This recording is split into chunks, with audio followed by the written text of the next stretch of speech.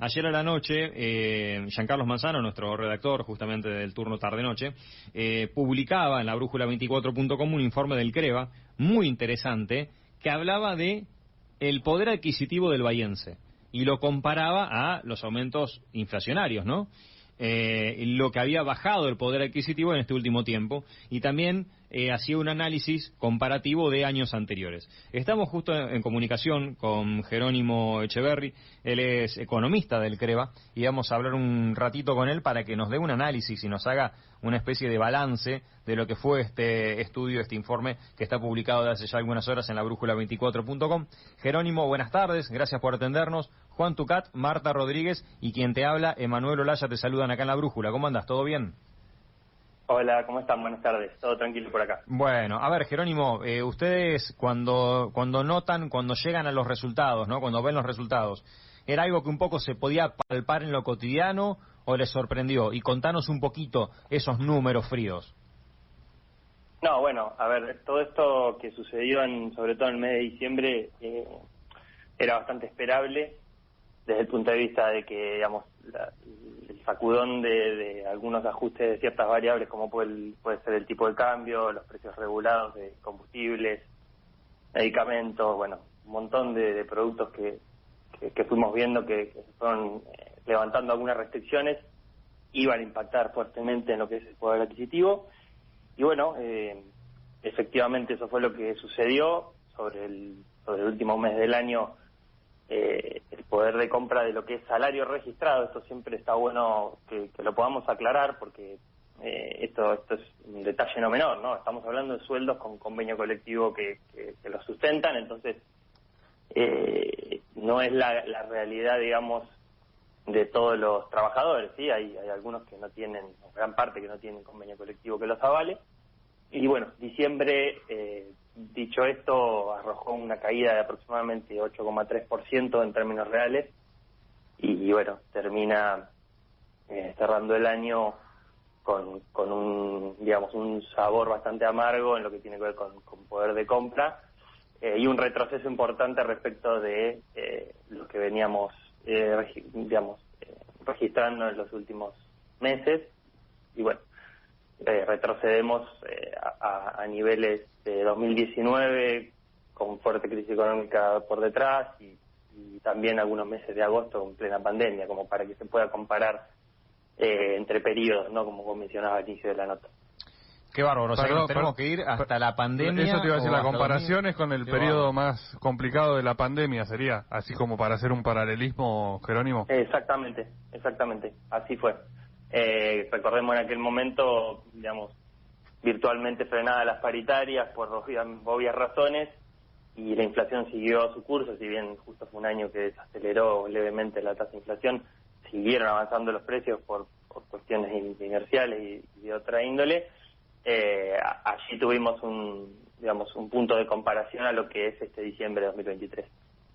Y ahora, porque, a ver, se está hablando mucho del tema paritarias, hay algunos gremios obviamente que arreglan buenos números, hay otros gremios que no tanto, pero pareciera que en general terminan arreglando en porcentajes abajo de la inflación, ¿no, Juan? Viste que la inflación de diciembre fue del 25 y en los alimentos fue muchísimo más, y la verdad que uno cuando va al supermercado está gastando el doble que lo que gastaba hace un mes. De hecho, bueno, el que sabe es Jerónimo, ¿no? Pero estamos hablando de diciembre. En enero siguió subiendo a un paso más firme y acelerado, me parece, sí, ¿no? Uno que lo ve todos los días en el supermercado, en la nafta, ahora vuelve a subir la nafta, o sea, subió todo más rápido, más acelerado. Y las paritarias no cierran en 25, cierran en 20, las estatales en 16.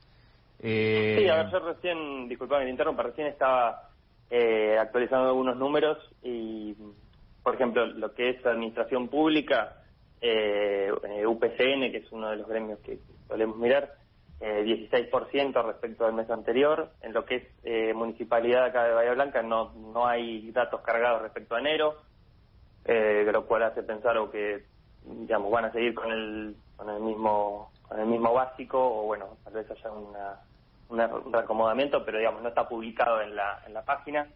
Y después tenés otros gremios que están más por encima del 25, 20, 25, dependiendo, ¿no?, de su poder de negociación. El punto acá es que digamos, lo que es Bahía tiene cierta ponderación importante de lo que es empleo público, comercio y educación, ¿no? Bueno, también metido en lo que es empleo público, ¿no? Pero digo, es importante lo que pasa con estos poderes de compra de estos gremios, digo, porque es lo que más pesa en el empleo local. Si nosotros, también una aclaración metodológica para quien no esté tan, digamos, inmiscuido en el tema, nosotros acá realizamos una ponderación, que es decir, darle un peso más alto o más bajo según el caudal de empleo que genera en la ciudad cierto sector económico. No sé si me explico. Sí. Estos tres sectores que yo mencionaba son los que por ahí más traccionan empleo y más tienen, digamos, elevado ponderador, por alguna forma. Cuando vos arrancabas la charla nos decías, quiero aclarar que estamos hablando de trabajadores asalariados que están en blanco en relación de dependencia. Digo, ¿y ustedes hacen algún tipo de análisis? ¿Se puede hacer algún tipo de análisis de qué es lo que pasa con los monotributistas, los cuentapropistas? Porque, digamos, ellos pueden aumentar, digamos, el precio de su servicio un poco dependiendo de lo que la gente pueda pagar también, ¿no? Supongo que también debe haber bajado la actividad en esos rubros y que tampoco pueden aumentar... No, el propio consumo ha bajado. No, tampoco pueden aumentar lo que se necesita muchas veces, digo.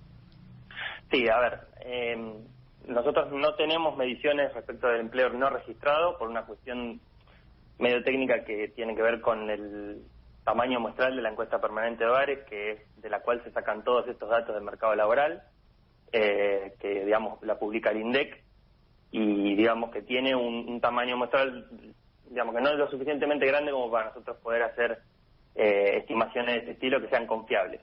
Claro. Dicho esto, tenemos un indicador, digamos, que se le aproxima y que, si bien es nacional, podemos tener un dato que nos da cierta información respecto de los no registrados, y la verdad es que esos datos son bastante desalentadores. El último, digamos, número que hay es de noviembre, está publicado hace poco en la página del INDEC, del índice de salarios que ellos confeccionan, y da cuenta de una caída del poder de compra de los no registrados del 19,4% a noviembre, ¿no? Que es bastante superior a lo que le está sucediendo a los registrados, digamos, a los trabajadores en blanco. Por eso la aclaración que hice al inicio de la entrevista. O sea, dan peor que los asalariados. Sí, muchísimo peor. Digamos que es una situación crítica para este tipo de trabajadores. Al no tener un convenio colectivo detrás que les pueda dar cierto poder de indexación, o llámese de tratar de ir, aunque sea corriendo por detrás de la inflación, pero ir ajustando mes a mes los saberes, digamos, la caída del poder de compra se magnifica y es mucho más alta, ¿no? Jerónimo, a ver, hacer futurología es complicado, ¿no?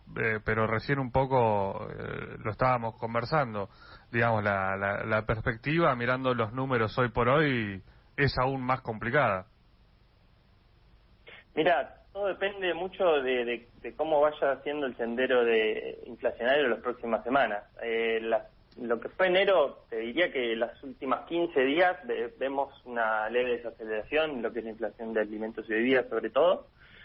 Si bien, digamos, todavía estamos en unos niveles elevados, hemos visto una leve tendencia a la baja, pero bueno, vamos seguramente a tener 2 dígitos en la tasa de inflación del mes de enero y tal vez de febrero también. El tema es cómo van digamos, a reaccionar o a arreglar, digamos, las distintas paritarias y cómo van a quedar respecto a este avance de precios. Yo creo que, digamos, va a haber obviamente gremios que van a poder recomponer ingresos y otros que se van a quedar rezagados, eso está claro. Lo que sí pareciera, en base a los números que vos nos estás dando y a las comparaciones, que salvo la crisis de 2018-2019 y la crisis por digamos, por el coronavirus, por la pandemia, salvo en esos momentos, parecía como que el salario en general, a pesar de la inflación y de los problemas que veníamos teniendo, parecía que el salario en general venía empatando o por lo menos acercándole mucho el número a la inflación, y esto ahora parece que no está pasando, ¿no? Sí, claramente, la conclusión principal es esa. si bien teníamos un sendero inflacionario alcista y con una tendencia clara al alza, al tener, digamos, los sindicatos ir acortando los periodos de negociación, que antes se hacían 2 veces o 3 por año, ahora se están empezando a hacer cada 2 o un mes, podían seguir bastante de cerca lo que eran los precios, pero bueno, en este momento vimos una exacerbación de lo que fue la tasa de inflación en diciembre, como todos hemos visto, y bueno, eso dejó un poco caducos, digamos, las negociaciones colectivas que hubo sobre el fin de año. Jerónimo, bueno, vamos a ver cómo sigue la economía, ¿no? En las próximas semanas, en los próximos meses. Seguramente el mes que viene te llamaremos para ver si se ha modificado algo esto después de las primeras paritarias del año. Que tengas buenas tardes y gracias por la información. Bueno, con gusto. Muchas gracias por el contacto. Abrazo grande.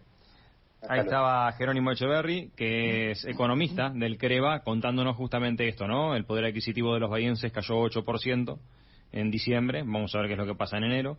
Esto tiene que ver con que las paritarias de los trabajadores en blanco en relación de dependencia no se acercan lo suficiente a la inflación. Y el dato que da, que fue de noviembre, antes de la devaluación, dice que los trabajadores que no están en relación de dependencia, o sea, los informales, perdieron en poder adquisitivo 19% y que la situación es desesperante. Crítica. O sea, por eso mismo, ¿no? También uno ve la baja en el consumo. No solamente por el trabajador en blanco, que la paritaria no llega a empatarle a la inflación, sino porque los trabajadores que no están en blanco, que no están en relación de dependencia, han perdido mucho más incluso poder adquisitivo.